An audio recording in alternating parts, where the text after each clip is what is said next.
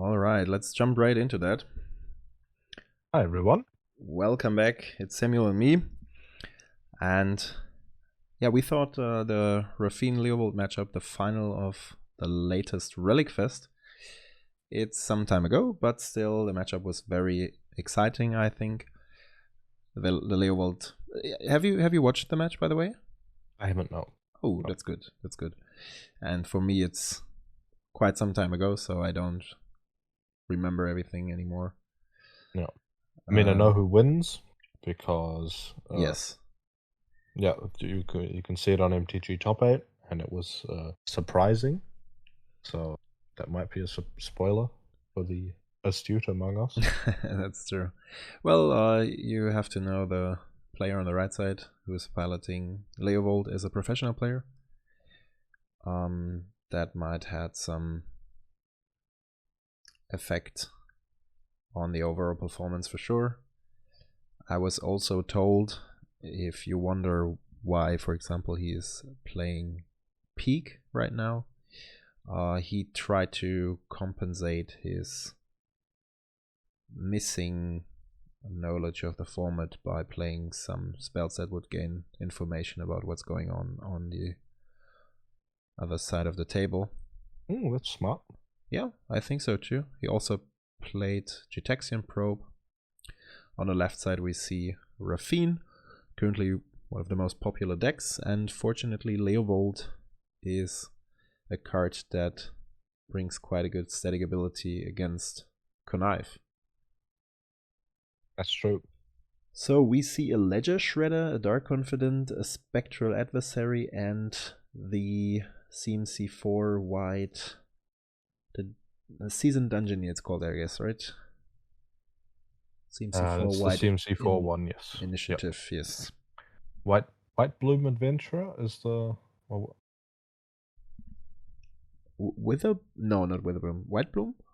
I think it's White Bloom. Bloom? Could be. I'm not sure, to be honest. We should know that. I've played it a couple White Plume. White Plume, yes, okay. We played it a couple of times already. Or at least I did. I don't think I have. No, I haven't. Well, then it's time to do that. I own the card, just haven't played it yet. As you're such a fan of Golos, there is the Golos circus list that was played here too by Florian. The 5-color initiative deck, but we have talked about that already. And I think if I do play it, we will make some larger changes to it. That's true. So we see a Leovold on turn 3. There is a Spectral Adversary, so some evasive creature, and there's a Dark Confidant 2. That's not affected by Leovold's static ability. Do you think it's an advantage to have a Japanese Leovold? Might be in some situations, right? I don't think so. Okay. I think or maybe it's like, because the thing is, like, we have a Force of Will pitching a misdirection. I see what you mean in the sense that we have several wordings of the card across time, where we have a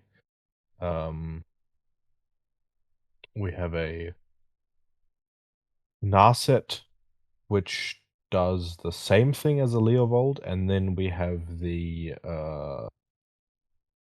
creature with flash, Hullbreacher, exactly, yes, which doesn't do the same thing. It only excludes only says your draw step, that you're allowed to draw in your draw step and nothing else, which is notably different. But I think most players should be able to ask and get a of course, that's true. But I was just thinking, if like your how to say that, like, if you have the text written in English visually available in a language that you understand. It's maybe it's easier for your brain to keep it in mind, if that makes sense. But that's just a theoretical concept that might not be true. Yeah, I think I would disagree with that. Because the thing, on the other hand, I mean, as you know, like I play most cards in Japanese too, so that just results in you have to know the Oracle text very well. Yeah, you train yourself to keep it in mind, but maybe other players do not. I think we keep track of cards by pictures. And Mostly, mostly visual clues. The card doesn't face you as you read it. Like, we don't play our cards upside down so that our opponents can see what we have written on them. So I don't think you're ever reading the text on the card upside down to check what's written on it. I think you just know what's on the card, or you hear what's on the card, and then you have your mind is supposed to remember. Maybe that's true. I just want to mention that he is running Tainted Indulgence in Leovold. That's a card I think I've talked about with Martin in some podcast. When these days we only see the card in Riaminatu being played, so to have a discard outlet on instant speed. But Martin had the opinion that this one could also be a decent draw spells for control decks, and that's what we see here. Also because Leovold, it's quite easy for Leovold because it has a broad amount of different CMC spells, like broad amount of spells with different costs. I mean, so it might be easier to fill the graveyard with 5 different types in order to draw cards, or 2 cards off of Tainted Indulgence. But overall, it's an interesting include. We don't see it that much. It's an interesting thought. That might be the case. I would have to, test and think about it. But I kind of think that the times that you want to be casting it, which is usually going to be pretty early, kind of like a turn, or where it really matters, like a turn 2 to find a land, or like a turn 4 after casting Leo, or something like that, might mean that it's not that good, because you have land, you have maybe a cantrip or a removal spell. Yeah. And you go up to 5, but you don't mill yourself at all. You have to be casting those spells. You have to be spending that mana most of the time, excluding like Force of Will. So that's a lot of setup to pay 2 mana to draw 1 card without getting the value of having the card in the graveyard. That's true. That's probably also the reason why we don't see it in the current popular Esper decks going around. I mean, it wouldn't make a lot of sense in Rafine. If we talk about control decks, it would be rather Tivit instead, but I think there's no point in playing Tainted Indulgence there. But it was refreshing. I like the card, and it was cool to see this Leovold list also.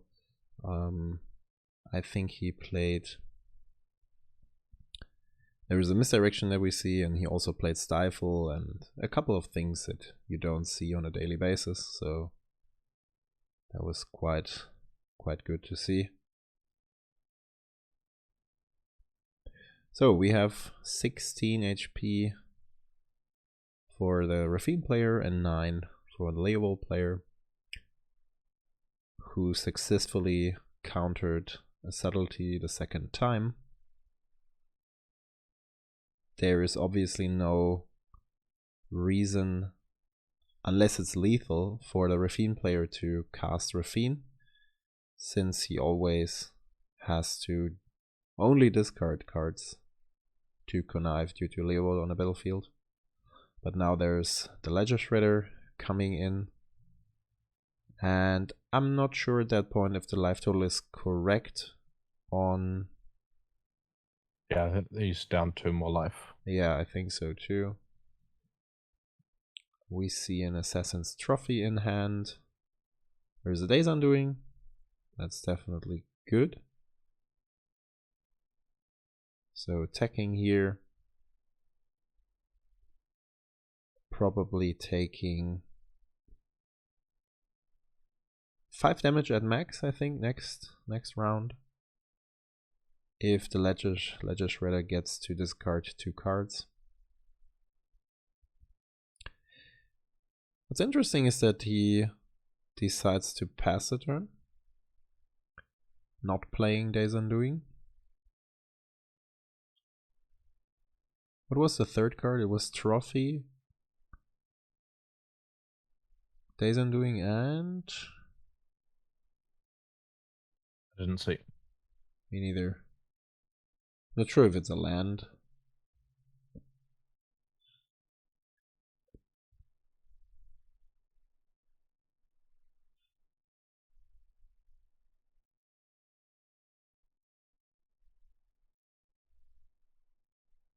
Now he's coming in for 3.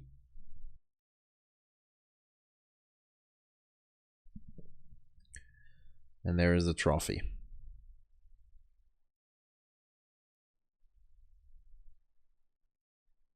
I really don't see the last card.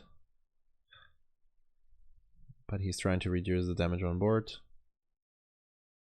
Your opponent is not really doing much with the additional mana. I mean, he has some spells to fight back. I think he still has a loose focus in hand, which he drew What's earlier. interesting is that casting 2 spells in a turn will trigger Ledger Shredder, which, if it's in the Fiend's player's turn, will cause him to discard a card. That's true, yeah. It will grow the Ledger Shredder by 1, but it will also cause him to discard a card. If he discards a non-land card, it will. But yeah, that's true. Looks like his hand is full of non-creature cards so far. And now there's Rafine. That's a Tails in, I think. Yeah, then it makes perfectly sense that he kept. We'll see if they did not play a Days Undoing. And now there's time to fight back. We see Lowe's Focus, Force Spike. Here is the Force discard, as you said. And he can choose between Loose Focus, Wash Away, or Force Spike. Force Spike does not work.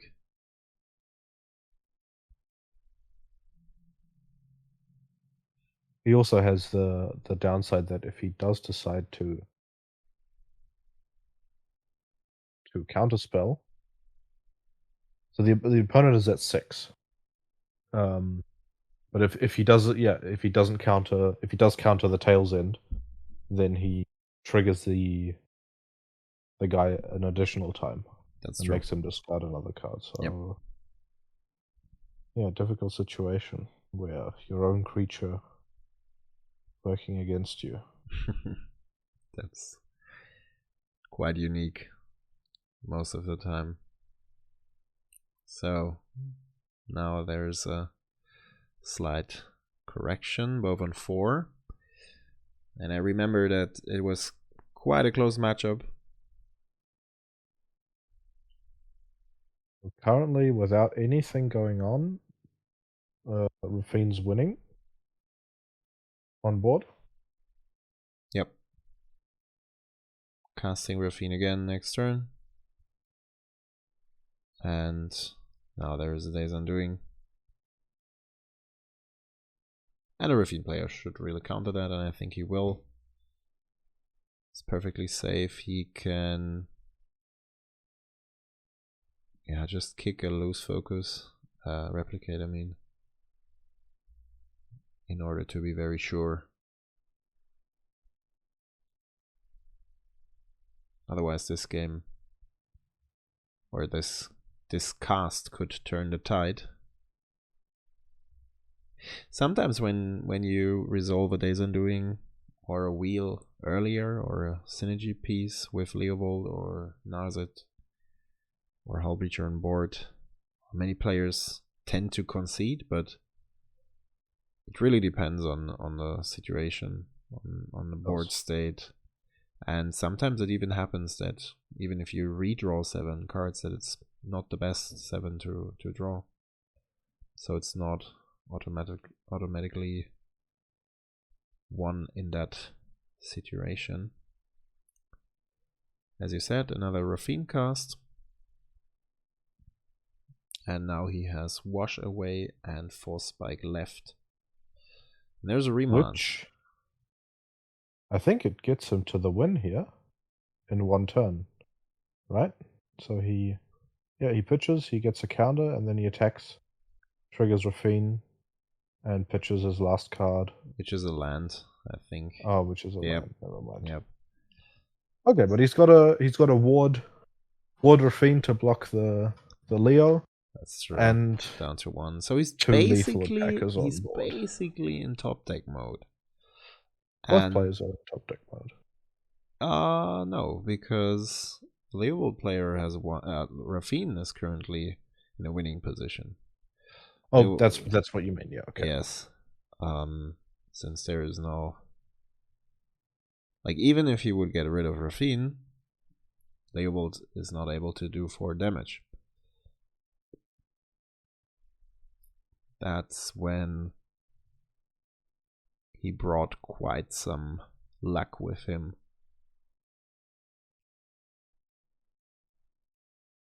I mean, there's not that much to do. He can play the card he has in hand, if it isn't a land or if it's something he can play.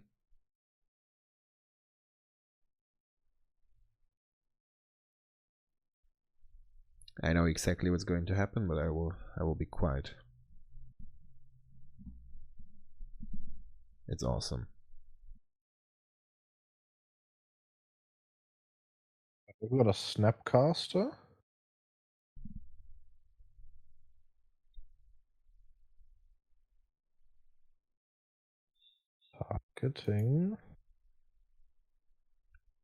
Targeting Ponder. Yes.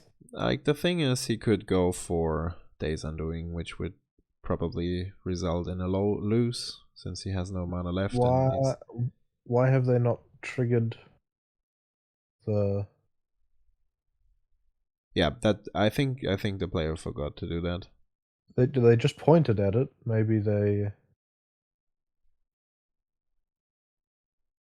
All right. Okay, that's insane, right? That's insane. A crazy sequence of events. Yeah, like, have the Ponder and have like exactly 2 mana to find the Strix and the free removal spell.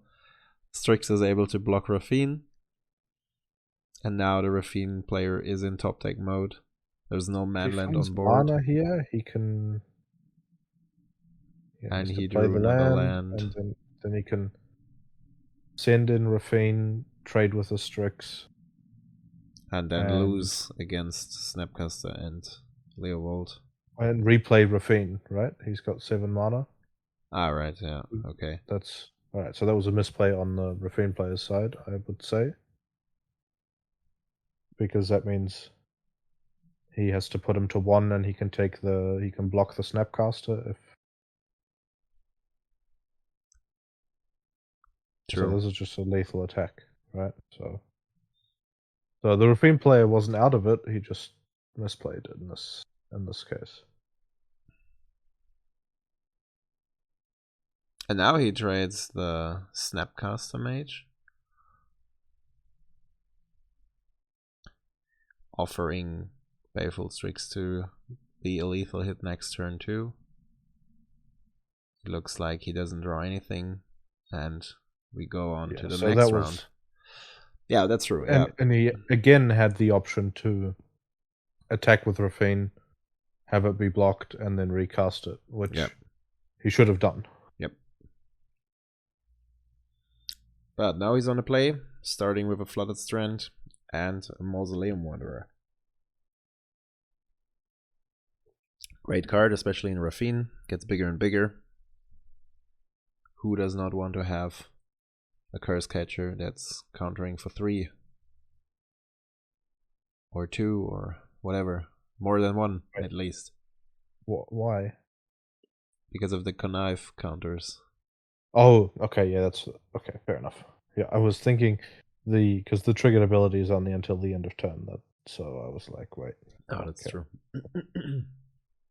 You are correct.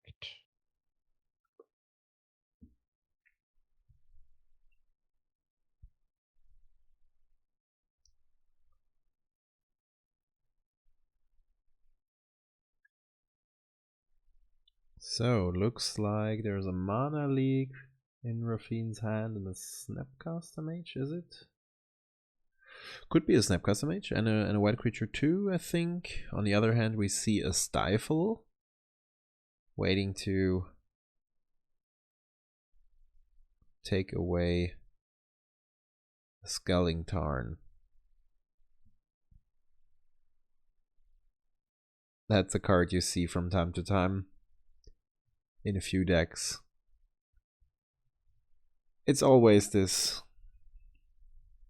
gamble. I don't want to call it gamble, but it's like in some cases you feel like, oh, I better fetch now. I don't want to get stifled. People make random deck building decisions. Tails End is something you can expect much more. Yeah. I think getting stifled in a situation like this. I mean, the opponent plays both Stifle and Tails End. Yep. Maybe he knew about the Stifle, the Tails End part, so he should have still. He does know, right? Because he played it in game 1. The Tails End, exactly. Yes. Yeah.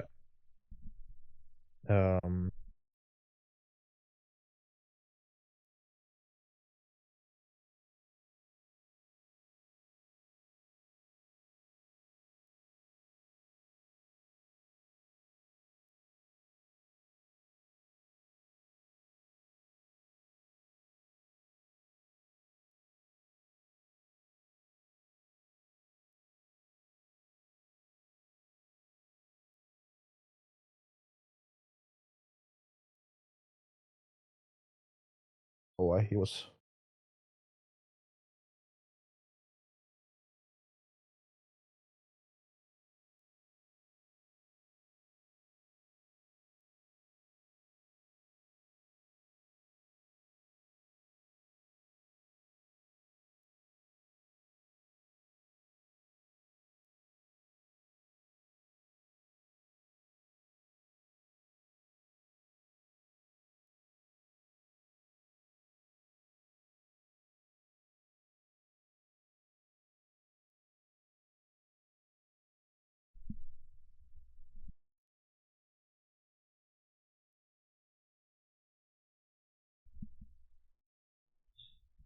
Yes. So it looks like they were checking the wording or something.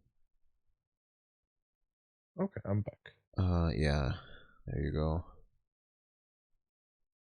He wants to see the Oracle text. Fair enough.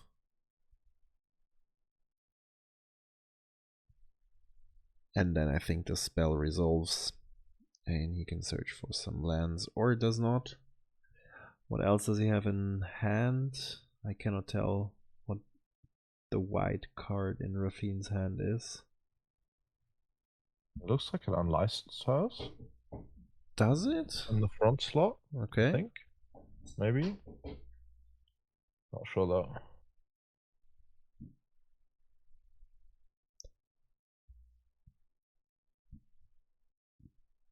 So Tundra is already on board. He's getting a scrubland and a hallowed fountain. Sounds like a plan.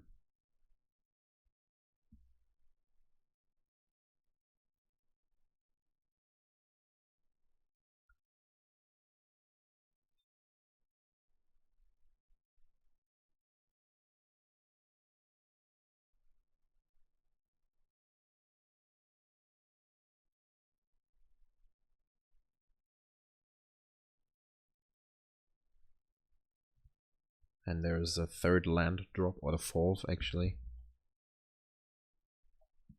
One got stifled. He's very careful. Right now I'd say Deathrite Shaman seems to be a bit more threatening than the Mausoleum Wanderer. Especially with 3 fetch lands in total in graveyards. So there is a mana advantage for Leovold right now. If he has a 4th land drop, he can cast Leovold and even defend it with a counter spell or cast something else, whatever he has in hand.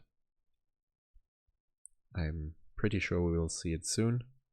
There's a mental misstep, and I think we see a misdirection again. Yeah, I think there was a misdirection in there. There's a Takenuma, it's a land drop. Tries to bring down Leovold. And there's a mana leak. And a Veil of Summer. Also an interesting include, but as far as I know, the player was preparing himself to play a lot against blue magic. And we all know that Esper decks are very popular currently, so I think that's a fine medical. Yeah, absolutely, absolutely, and it's also good against the black decks that splash black that you could expect something like Yuri, Grist, whatsoever. You can also make use of it. And also considering that there's a lot of Esper magic, and blue tends to be the kind of cards that end up in those. Anything playing blue tends to be the default deck for a lot of players. Yeah, that's true. So I think that just overall there's a high prevalence of blue. I mean, even if you can't make use of it, maybe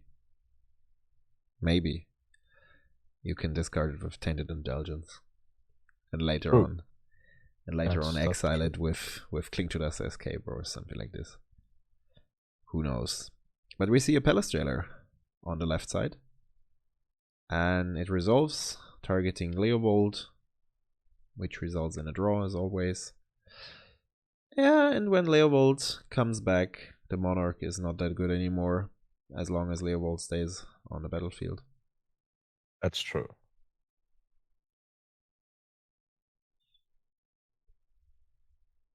So we have to see.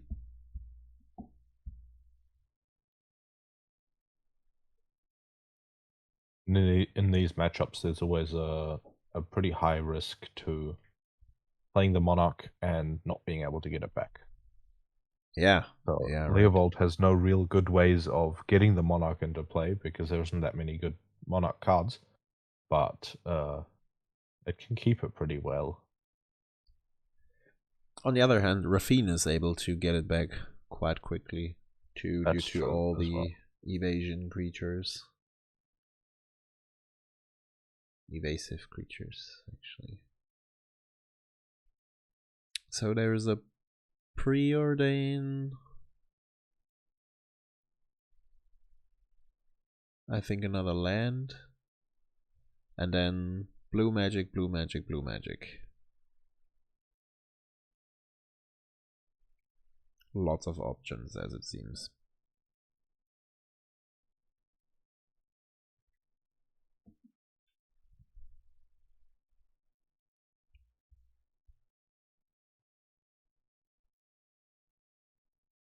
First of all, starting the day with a Preordain is always a good idea.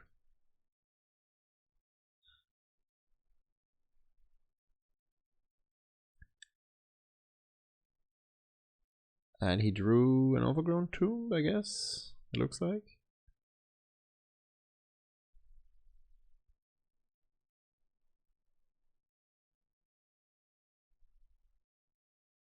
exiling the Sculling turn, trying to replay Leovold, which probably resolves as there's no mana left. And I think with the misdirection, Rafine would even lose a counter battle if he had a free counterspell available, which is not the case. And I think it's a Seasoned Engineer again on the top. So initiative is another thing here.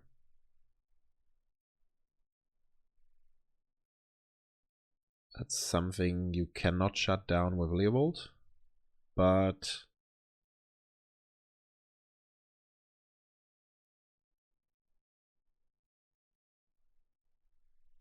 yeah, it depends. Like you really want to get that ability. And there's a Hull Breacher. So now Leovold is not even willing to get this Monarch, since the Rafine player would get treasures off of that. It also means that he can't play any of his synergy cards right now, if there are any in hand. We see Oko. That's true. Yeah, we see an Oko. I think that might. That's about to come down. Yes. And there's a Force of Negation. Pitching a Ledger Shredder. Oh, and there's a Memory Lapse. That hurts bad. Aye. Counter battle begins. There's a Spell Pierce, but we remember there's still a Mental Misstep in hand. He uses it. There's no... Yeah, so that one hurts a lot. You've lost 3 cards as opposed to the opponent's 2, and the opponent will be able to elk your Hull Breacher so that... And he's going to redraw the Fon, either with or without a pitch.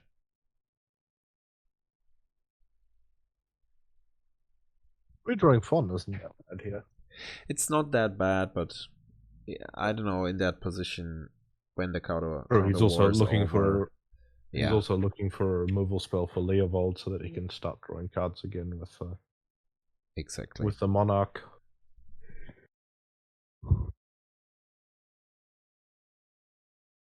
So if I see this correctly, they're getting him a token right now. Yep, and he's upticked the Oko to 6. So he's not even concerned about the Hull Breacher at the moment. It doesn't look like, yeah. I mean, which may be correct. In the very long run, if now there's an Oko, and that's really something Rafine has to deal with. And on the long run, Deathrite Shaman can exile some instant and sorceries and that's also true. Lower the damage. And there is a Seasoned Engineer. That this should be counted. Yeah, if possible, it should not he has the hit the battlefield. This looks like a Spell Pierce Misdirection Snapcaster Mage.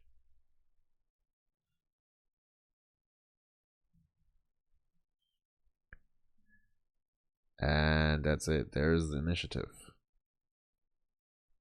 So this is going to be pretty game warping. Yes, as it always is. As it always is. And you will gain a land drop from this. That's not going to help casting the Force of Negation, but yeah.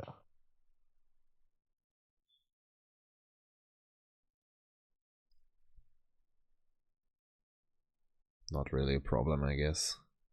This is an interesting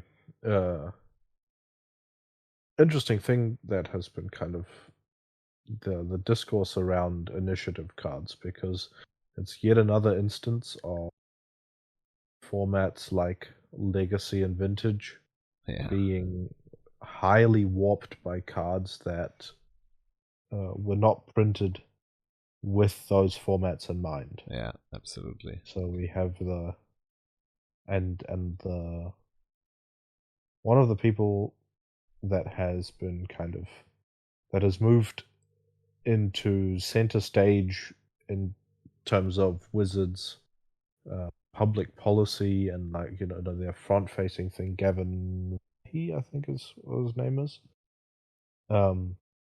He is a pretty new designer compared to other designers at Wizards, and he's one of the lead product designers for the initiative mechanic. And he was also doing like the explanation video for why and how they thought about banning the cards for Pauper, right? I think it was I think so. I think he's done a lot, with the professor and yeah, true. and stuff like that. So, and he said that he was very surprised that there were all these cards in Legacy as 4-ofs. This is a very good play. Board wiping and then including elking the food to gain both the initiative and the monarch. Yep, that's very good. Knowing that the opponent has 2 mana to cast a Force of Negation with 1 card in hand, this sets him up to take this game as well. And he even would have a Spell Pierce in hand. So we said that already. Oko is a problem. That needs to be taken care of. But apparently there were so many blockers. It's hard to get through. And now that's basically a grind game here.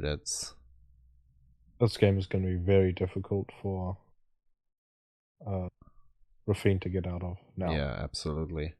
With both of those abilities being stacked, we're going to have the 5 life drain triggering in 2 turns, and we have a 3/3 beating down, so that's already lethal the turn after next on upkeep. Are we going to see a Rafine cast here? I think so too. Yep. Which is not really too threatening. And a horrible tap. Yeah, okay, there we go. We see him changing the tap because he can't cast his Force of Negation anymore with the way that he did tap in the beginning. That is true. One thing that we do say every time we do these casts is you always have to remember this is after a full day of Magic, usually pretty late. It's not the case for this one, no, because they played 9 rounds at day 1, and this is day 2. I have no idea how many rounds they played in total on this day. Never mind. Okay, not in this case. But maybe nevertheless, day 1 might have been exhausting, and he played quite a few rounds, so might not. Yeah, so we have an elk with 5 on it. Yeah, due to the 2 counters from the second initiative we room. See Rafine getting elked and the ward being paid. So we're gonna have either we expect a removal spell or the initiative and monarch are gonna trade places. But if that was the case, then Leo would have played. Yeah, and okay, this seems like a kind of premature scoop.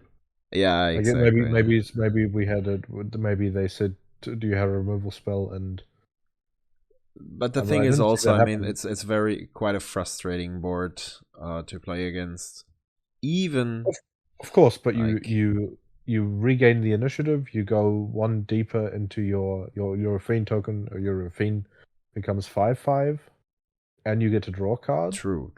But then you still have to deal with the Oko, and at some point your opponent might get back the the two cards. I mean, they're That's absolutely true, but I'm just saying it didn't look like the game was over that turn. yeah, that's true too. So I don't know. Maybe it was like not having. he has at least one look at another card on top, but I guess yeah. Maybe So maybe missing like the final spirit to keep on, which is hard in that position. yeah, fair enough. Yeah. Not going to judge on that. So especially if I that mean, first game, those what we saw at the end of that first game, those kind of situations they always weigh on me because I think them over at the end of yes. the round, and then I think, wait, I could have attacked with Rafine, replayed with Rafine, blocked the Snapcaster, and my opponent wouldn't have had lethal on board. Yeah. So like there was an obvious line out of that game that you missed and didn't take, and then yeah, so That can be very frustrating, to be honest. Like that, because then like in the second game you kind of get lost into thinking about that, and you really have to control yourself not being upset about making this stupid mistake in this situation that could have won you the game, or at least kept on Yep. the situation instead of losing it actually. But okay, it is how it is. We have the Sultai advisor on top of this event, and I think you can still be very happy about reaching the second place. Of course, in some sports you say second place is always the worst. I think that's not necessarily the case here, because it's the biggest Magic event, the biggest Duel Commander event actually that has ever taken place. So that's quite an achievement. With that being said, I think we're at the end. Thanks for watching, everyone. Yes, I hope you enjoyed it, although it's some time ago. I think late. Many people missed this match, so thanks again to the Relic guys for giving us their video and giving us the chance to show it to the community again, because I think it was quite a cool match, especially the way the first game was decided, and the variation the luck did came in handy for the Leovold player. Was quite entertaining to see that. Yep, definitely. Okay, with that being said, see you in the next one, and have a good one. Yeah, see you next time.